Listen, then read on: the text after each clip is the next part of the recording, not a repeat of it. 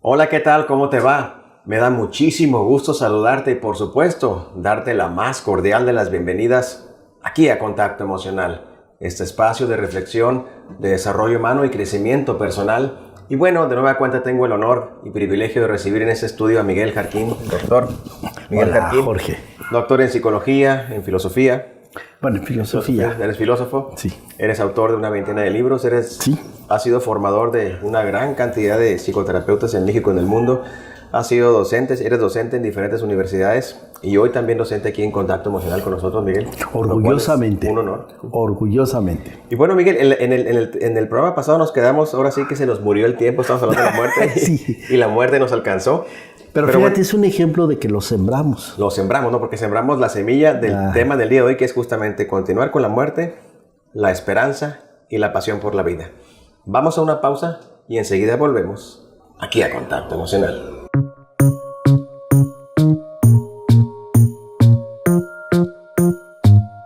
Muy bien, amigas y amigos, pues ya estamos aquí de vuelta en Contacto Emocional, listos y dispuestos para continuar pues con el tema de Miguel de la muerte, ligado a la esperanza y a la pasión por la vida. Qué importante, Miguel, la pasión por la vida. Claro. Pues a mí me gustaría empezar por el tema de la esperanza. Debo decirte que yo tengo un aprecio especial por Gabriel Marcel, que es uno de mis inspiradores y al que he leído desde la secundaria, ¿no? Entonces, pues ya te puedes imaginar mi contacto emocional con Gabriel Marcel, ¿verdad? Y uno de los temas que para mí han sido relevantes es este tema de la esperanza. Voy a combinar aquí dos autores, por un lado Gabriel Marcel y por otro lado Paul Louis Landsberg, que es otro de los pensadores personalistas importantes. Él fue amigo y discípulo de Scheller. Y bueno, el tema de la esperanza, ¿cómo lo podemos repensar? Primero, Paul Louis Landsberg, podemos seguir una línea en su pensamiento. Él hace una distinción entre la expectativa y la esperanza. Yo lo diría de esta manera. La expectativa es una actitud que nos introduce en el futuro en términos de control. Por ejemplo, si yo compro una licuadora, voy a la tienda donde la venden, regreso a mi casa con la licuadora, yo tengo una expectativa, en este caso que licúe. Sé que normalmente no usamos la palabra expectativa, usamos la palabra esperanza y por eso se confunde tan fácilmente, ¿no? Decimos, tengo la esperanza de que muela, tengo la esperanza de que haga su tarea, pero en realidad es una expectativa. Y ahí vemos muy claro, es una actitud que me introduce en el futuro.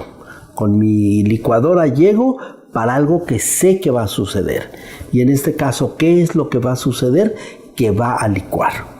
Cuando ella licúe, cumple con mi expectativa.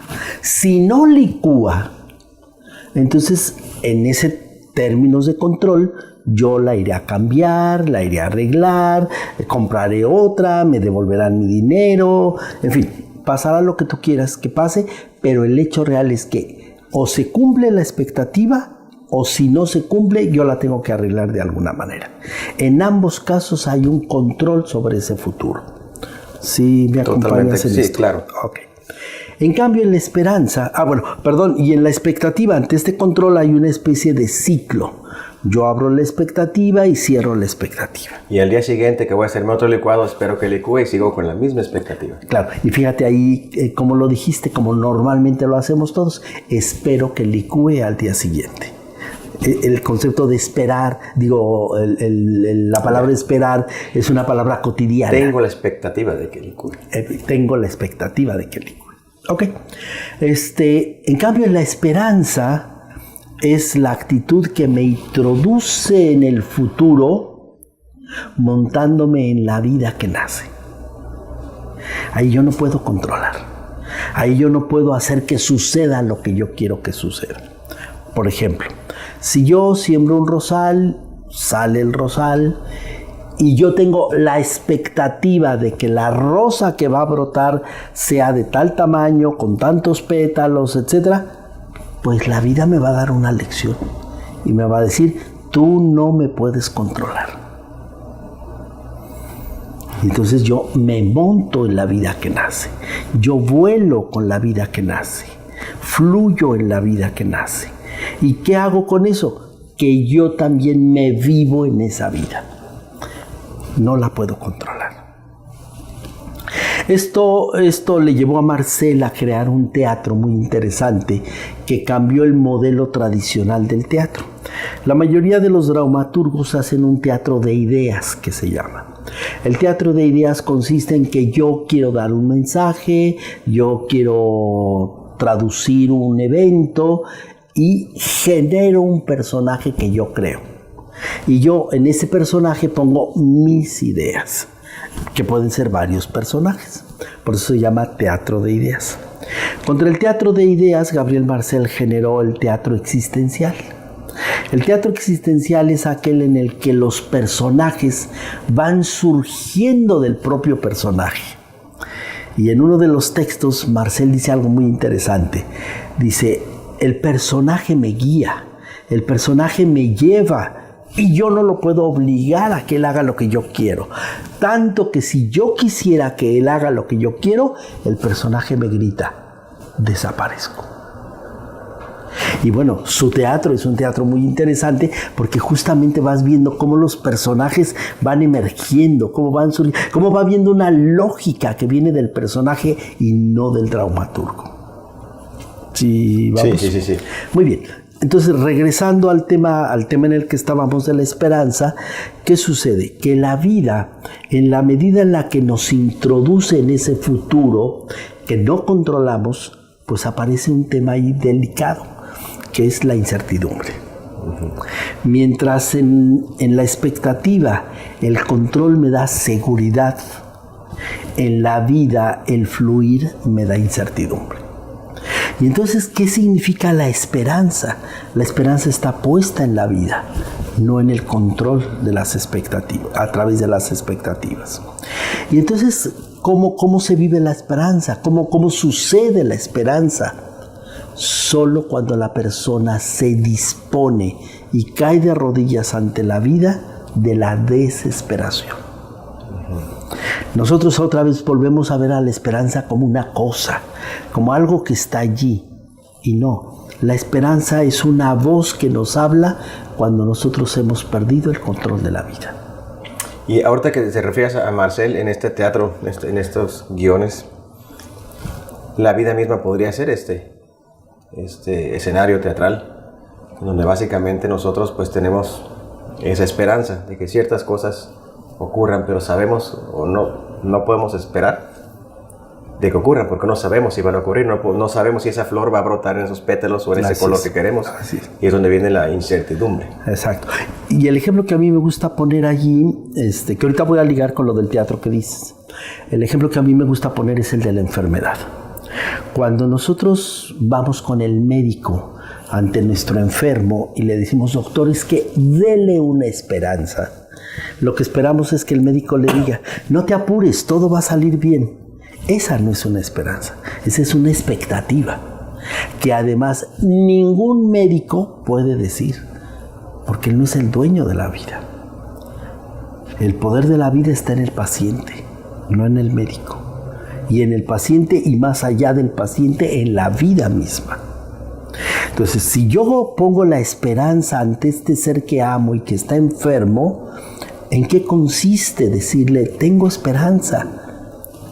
Es afirmar, cuando pase esto y estés del otro lado, en la condición que estés, tú sigues siendo un ser digno de ser amado. No quiero que quedes como yo quiero. No quiero que pase lo que yo quiero que pase.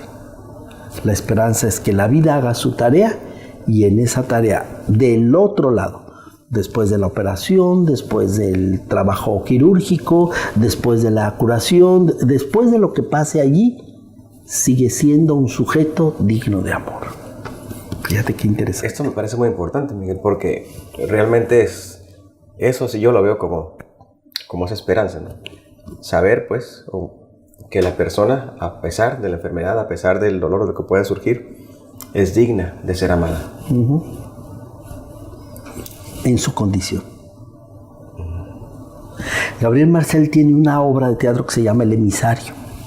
Y es un hombre muy interesante porque es el caso de un hombre que viene de los campos de concentración de la Silesia polaca, y él regresa siendo uno de los testimonios de las personas que perdieron su rostro, y llega con todo el rostro totalmente desfigurado y con unas máscaras que les ponían. Y bueno, pues la esposa no puede con eso, ¿no? Y entonces en la casa que tenían, en la parte de atrás había un cobertizo que acondicionan adecuadamente para que viva el señor ahí. Y hay un momento en el que la hija grita dentro de la obra y dice: es que por favor devuélvanme a mi padre. Ese hombre que está allá atrás no es mi padre. Caray. Vamos a una pausa comercial y enseguida volvemos aquí a Contacto Emocional.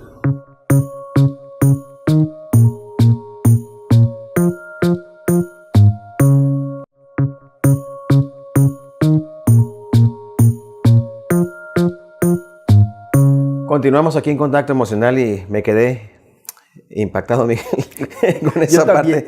Devuélvame a ese hombre. Devuélvame a mi padre, ese hombre que está ahí no es mi padre. Eso es fuerte, ¿eh? Porque, no sé, es un poco una metáfora de la vida, ¿no? De cómo a veces, ante ciertas cosas, la negación, el no aceptar que algo cambió, y cómo de repente también esas personas, por ese cambio que hubo, por esa pérdida que hubo, por esa muerte que hubo, suponemos que no son dignos de ser amados. Es un error gravísimo, ¿no? Claro, y dignos de ser amados como ellos en ese momento. Y fíjate, aquí el ejemplo de Marcel es muy interesante, pero tienes como un referente desastroso, ¿no? Dices, pues es que ese hombre se volvió casi un monstruo. Sin embargo, si lo pones en la vida cotidiana, piensa, por ejemplo, tu hijo. Ese momento en el que el hijo salta de la infancia a la adolescencia, ¿y qué dices? ¡Devuélvanme a mi niño! Yo ya no quiero a este adolescente. ¿O no? Sí, sí. ¿Por qué los padres creemos que o la sociedad como imaginario social, creemos que la adolescencia es esa etapa terrible?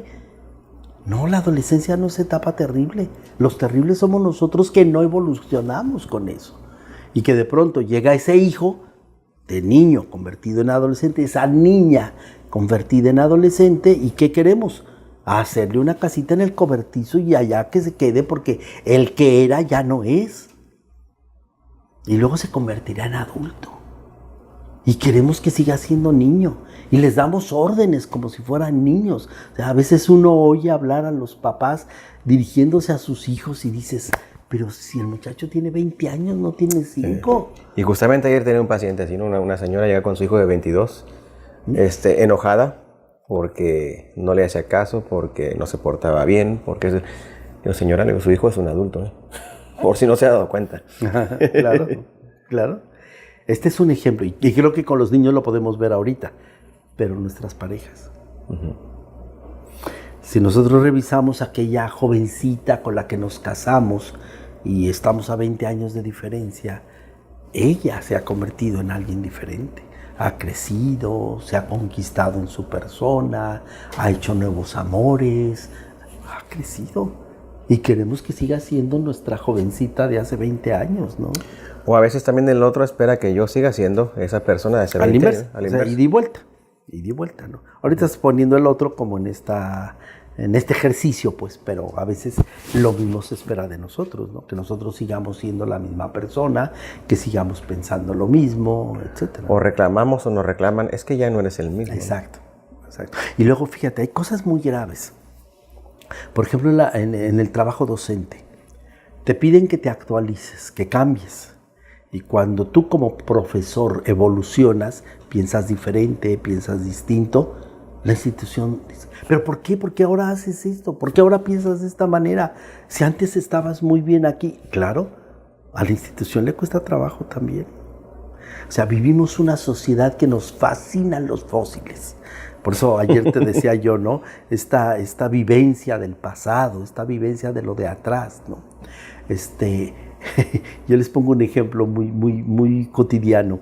La mujer dice, ay, es que ya cocino igual que mi mamá. Y eso la llena de orgullo. Y yo les digo, ¿les debería dar pena? Si lo que deben de decir es, ya cocino como yo. Ya salí de ahí. Y bueno, el ejemplo, si lo continuamos ahí, parece que a veces venir a visitar a los padres o a los abuelos es venir a la casa de las momias. Y no porque sean grandes o porque sean viejos, sino porque piensan de una manera vieja. ¿Verdad? Entonces, bueno, creer en la esperanza es creer en este camino que construimos. Y ahí hay una palabra que me gusta mucho, porvenir, con un guión. Porvenir. Si el porvenir de verdad está por venir, pues hay que hacer que venga. No va a estar sentadito esperándote como la parada del autobús. Es algo que tenemos que construir, es algo que tenemos que hacer. Ayer platicabas y hacías esta metáfora de cómo el árbol, la manzana cae, se pudre, la semilla pues brota, un brotecillo ahí y vuelve a ser un árbol diferente y la vida va siempre hacia adelante. No podríamos esperar que fuera al revés, ¿no? Que la manzana se metiera otra vez al árbol y que luego se hiciera chiquita y que luego se hiciera hacia adentro. Entonces, eso no pasa así, Miguel, y a veces lo comentabas, ¿no? A veces cometemos el error de ver la vida en ese sentido, estar añorando un pasado que ya se fue, que ya no existe, y dejamos de ver ese porvenir.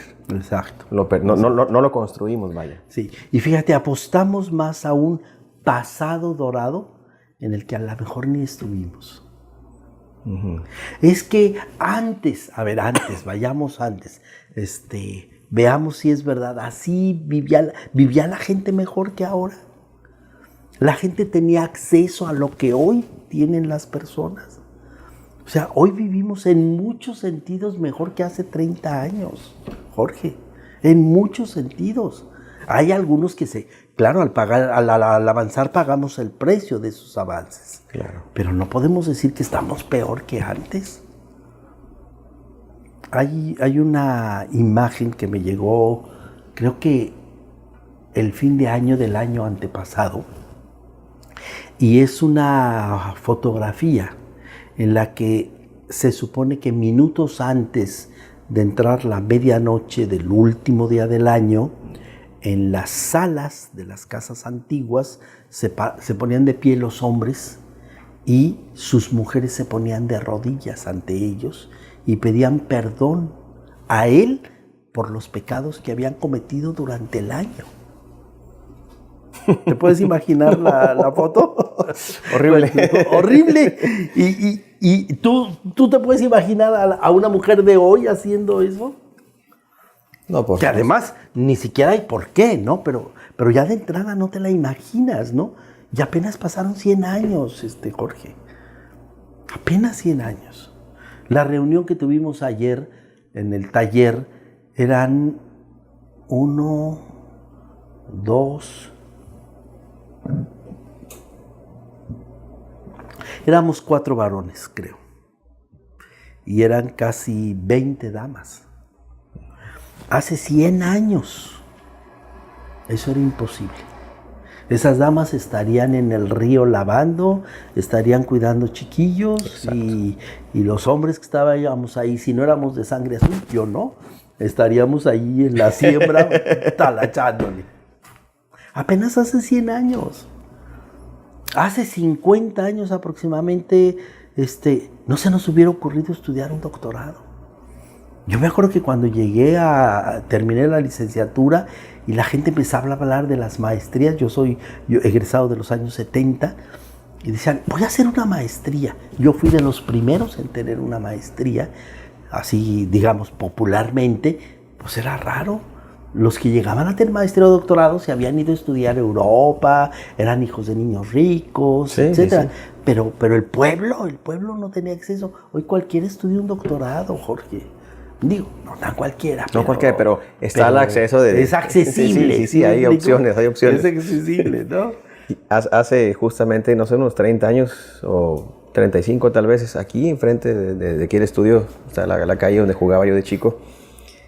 y sentado en la banqueta con mis amigos les decía, ¿te imaginas que pudieras enviar una carta a China y llegar en el mismo momento? Ándale. Ándale.